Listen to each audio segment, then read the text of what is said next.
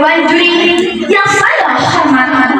Dari hadis dan ayat ini kita belajar bahwa peduli dan berbagi bukan sekedar kebaikan, tapi perintah dalam agama kita. Seringkali kita berpikir, kita punya banyak, kita belum mampu memberi. Padahal satu kebaikan kecil dari kita mungkin terlihat sederhana, tapi bagi mereka yang membutuhkan itu adalah kebahagiaan.